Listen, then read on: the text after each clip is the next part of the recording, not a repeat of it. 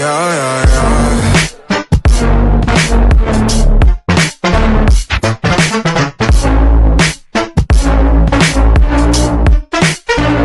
Welcome to my YouTube channel academy base. आज हम जो चैप्टर पढ़ रहे हैं नेशनल इनकम, उसका नेक्स्ट टॉपिक पढ़ रहे हैं gross and net concept of domestic product. ठीक है, फॉर एग्जांपल यहाँ पे हमें दे रखा है जीडीपी। ठीक है, और एक टर्म क्या होती है हमारी, नेट का मतलब हो गया एनडीपी। ठीक है, एक टर्म होगी जीडीपी और एक का मतलब हो गया एनडीपी। जी का मतलब क्या हो गया, ग्रोस डोमेस्टिक प्रोडक्ट। और एनडीपी का मतलब क्या हो गया, नेट डोमेस्टिक प्रोडक्ट।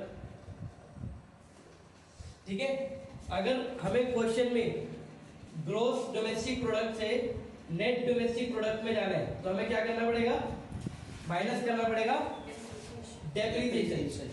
माइनस करना पड़ेगा डेप्रिसिएशन। अगर तुम्हें याद हो तो लास्ट चैप्टर में हमने डेप्रिसिएशन का कॉन्सेप्ट पढ़ा था, और वहां पे पढ़ा था हमने डेप्रिसिएशन का मतलब क्या होता है, रिप्लेसमेंट वाला।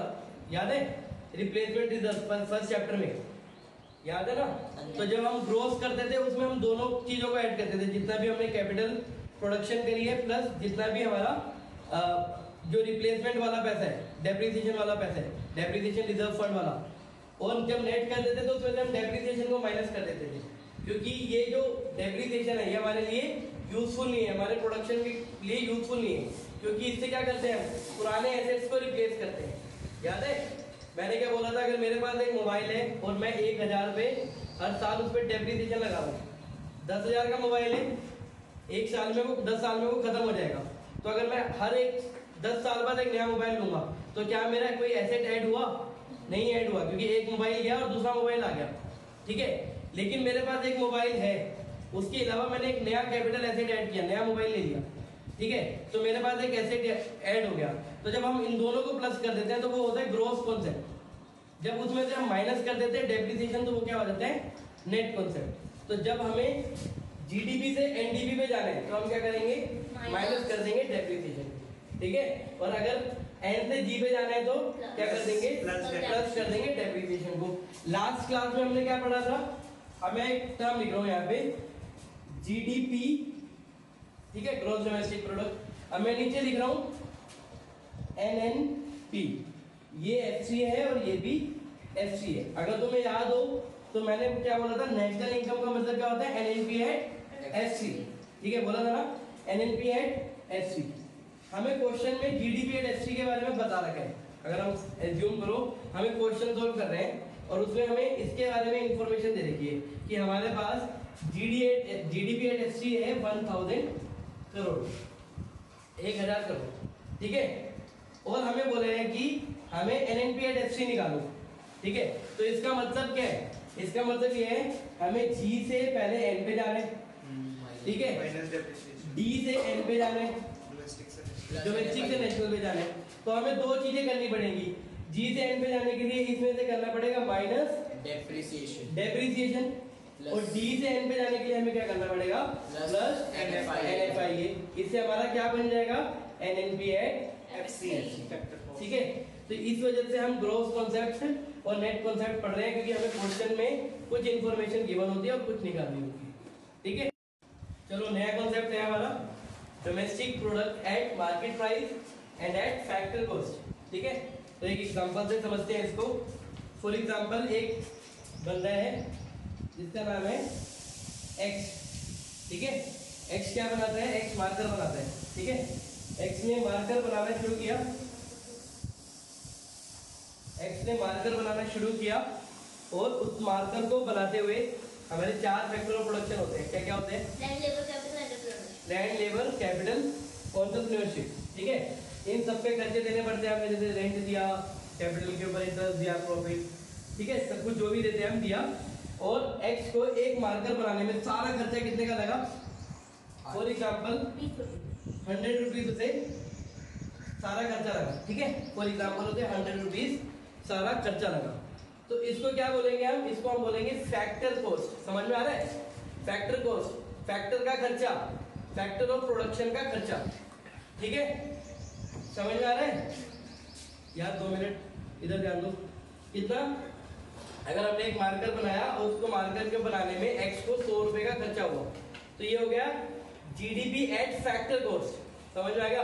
जितनी भी x की जगह अगर हम सारे देश की प्रोडक्शन को जोड़ दें और जितना भी खर्चा उन्होंने फैक्टर ऑफ प्रोडक्शन को या फैक्टर पेमेंट्स करने पे लगाया है उसको हम बोलेंगे जीडीपी एट एससी। समझ में आ गया? फैक्टर कॉस्ट का मतलब ये सारा सामान 100 रुपए का पड़ा। अब गवर्नमेंट को क्या लगा, गवर्नमेंट को ऐसा लगा कि ये अच्छा काम कर रहा है, ये मार्कर बना रहे हैं, ये अच्छा काम कर रहा है, इससे क्या होगा, एजुकेशन को प्रमोशन होगा, सारे लोग पढ़ेंगे, जब टीचर के पास मार्कर होगा तभी तो पढ़ पाएंगे सर। तो उन्हें लगा गवर्नमेंट को ये अच्छा काम कर रहा है, तो गवर्नमेंट ने एक्स को बोला कि हम तेरे को कुछ पैसों की सब्सिडीज देंगे। सब्सिडीज का मतलब होता है छूट, ठीक है? मतलब तूने अगर ये तेरे को 100 रुपए का खर्चा हुआ तो 20 रुपए हम तेरे को देते हैं, ये ले 20 रुपए, ठीक है? तो गवर्नमेंट ने हमें 20 रुपए दी, तो हमें कितने का खर्चा हुआ लगा?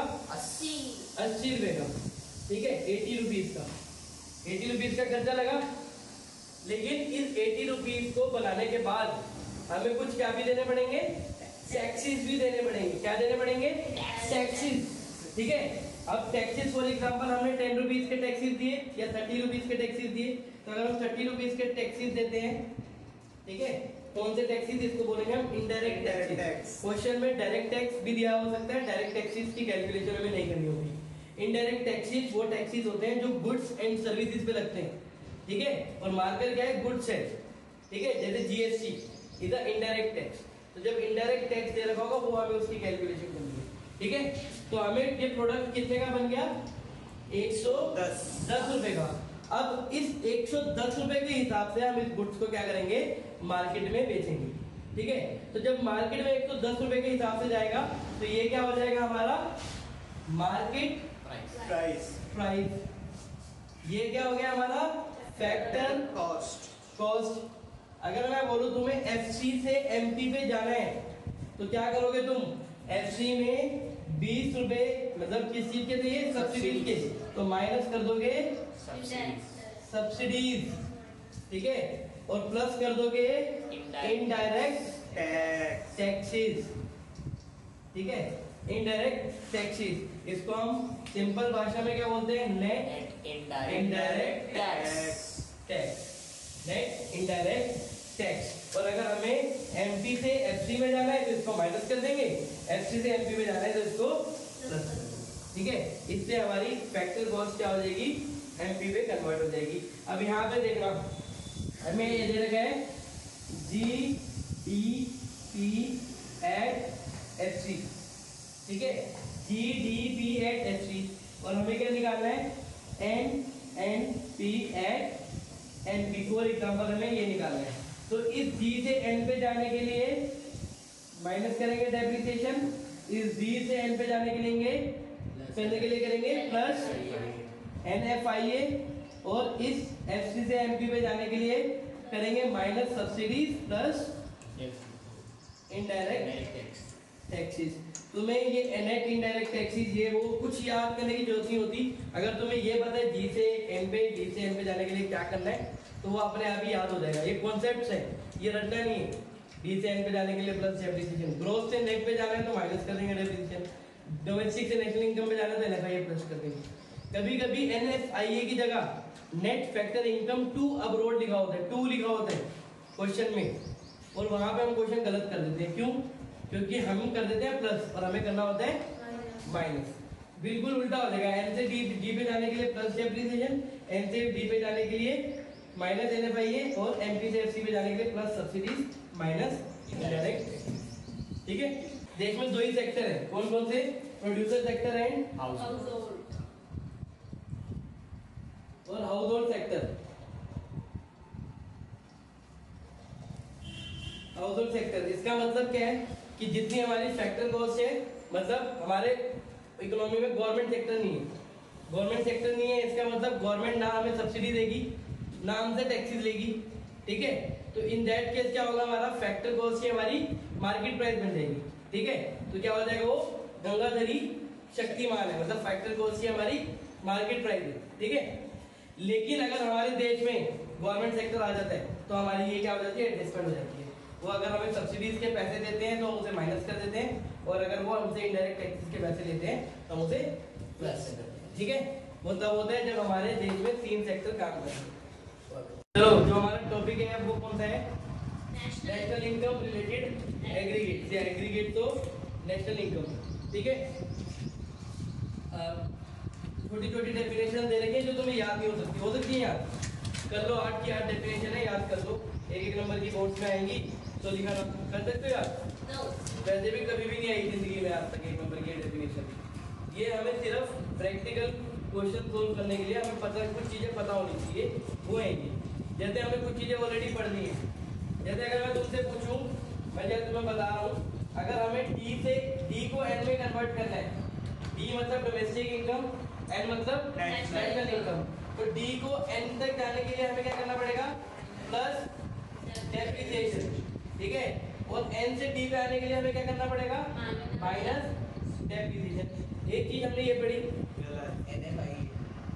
हाँ सॉरी हमें NFIA प्लस करना पड़ेगा, और ठीक है प्लस NFIA और माइनस NFIA, प्लस NFIA और माइनस NFIA। ठीक है, net factor income from abroad और net factor income from abroad को प्लस या माइनस करेंगे डी से एन या एन से डी पे जाएंगे। डी से एन पे जाएंगे तो प्लस हो जाएगा, और एन से डी पे जाएंगे तो माइनस हो जाएगा। ये पता था हमें। दूसरी चीज, जी से एन पे जाने के लिए मतलब ग्रोथ से नेट पे जाने के लिए, जी से एन पे जाने के लिए हम करेंगे माइनस डेप्रिसिएशन, और एन से भी डी पे जाने के लिए करेंगे प्लस डेप्रिसिएशन। और एक चीज और थी, एफसी से एमपी पे जाने के लिए, फैक्टर कॉस्ट से मार्केट प्राइस पे जाने के लिए। ठीक है, प्लस करेंगे हम एनआईटी और माइनस करेंगे एनआईटी। ठीक है, तो हमने कुछ चीजें लिख दी। क्या क्या चीजें लिखी? एक NFIA प्लस माइनस, एक डेप्रिसिएशन प्लस माइनस, और एक NIT प्लस माइनस। NFIA का मतलब क्या होता है? मैं तुम्हें एक और चीज लिख देता हूँ। NFIA is equal to factor income from abroad, factor income from abroad minus factor income to abroad. ठीक है, फॉर एग्जांपल ये फैक्टर इनकम फ्रॉम अब्रॉड 100 है और ये 60 है, तो 40 हो जाएगा। ठीक है, अगर ये होता 60 और ये होता 100 तो माइनस 40 हो जाता। तो उस केस में जब हम प्लस NFIA कर रहे हैं तो वो ऑटोमेटिकली क्या हो जाएगा? Minus NFIA। ठीक है, ये सबको पता है हमें। ठीक है, ये तो पढ़ चुके हो स्कूल में भी। ठीक है, तो ये हो जाएगा ऐसे। ठीक है, सेम वे में NIT net indirect taxes, NIT का फॉर्मूला क्या होता है? Indirect taxes minus subsidies. ठीक है, इनडायरेक्ट टैक्सेस ज्यादा है, सब्सिडीज कम है। तो जैसे फॉर एग्जांपल 60 100 माइनस 60 है तो 40 हो जाएगा, और 60 माइनस 100 है तो माइनस 40 हो जाएगा। तो ये हमें कैलकुलेशन पता है। कभी कोई क्वेश्चन में कंफ्यूज करने के लिए हम फ्लो में बह जाते हैं, तो लिखा रहता है net factor income to abroad, लिखा ही 2 रहता है। जब लिखा ही 2 है तो वो माइनस वाला दे रखा है हमें। ठीक है, जहाँ पे माइनस वाला दे रखा है और माइनस करना है तो माइनस माइनस प्लस हो जाएगा वो। ठीक है, जब हम क्वेश्चन करेंगे तो ऑब्वियसली हम ये चीजों को डिस्कस करेंगे। समझ में आ गया है ना? अब हमारा अगला टॉपिक है नेशनल इनकम रिलेटेड एग्रीगेट। मतलब जो भी चीजें हमने पढ़नी है, ये जो डेफिनेशन दे रखे हैं, GDP at NP gross domestic product at market price. लेकिन मैंने उस दिन भी डिस्कस कर रहा था, मैंने क्या बोला था? जीडीपी का मतलब इन नॉर्मल लैंग्वेज है, इन लेमन टर्म्स हम बोलते हैं जीडीपी का मतलब हमने पूरे साल में कितना प्रोडक्शन किया अपने देश में, उसको हम जीडीपी बोलते हैं। ठीक है, अगर मैं डेफिनेशन बोलूं इसकी तो क्या हो जाएगा? जीडीपी मतलब production done in an accounting year at market price, उसको हम क्या बोलते हैं? जीडीपी। ठीक है, समझ में आया? Production done in an accounting year at market price, उसको हम क्या बोलते हैं? GDP at MP. यही डेफिनेशन है। ठीक है, अगर मैं बोलूं जीडीपी एट एमपी से आगे हम NDP at MP. NDP at MP क्या होता है? तो हमने डिफरेंस देखा, हमने जी से एन हो रखा है, बाकी दोनों चीजें सेम है ना? तो इसका मतलब क्या है? इसमें डेप्रिसिएशन माइनस हुआ हुआ है, तो इसका मतलब क्या होगा? जीडीपी, एनडीपी एंड एमपी का मतलब क्या होता है, क्या होता है, production in an accounting year exclusive of eight market price, exclusive of depreciation, depreciation को हटा दो। अगर कोई तुम में से एक बंदा एनडीपी की डेफिनेशन पढ़ेगा तो मेरे को पढ़ के दिखाए, शिवम पढ़ बेटा, एनडीपी एट एमपी की डेफिनेशन, एनडीपी एट एमपी।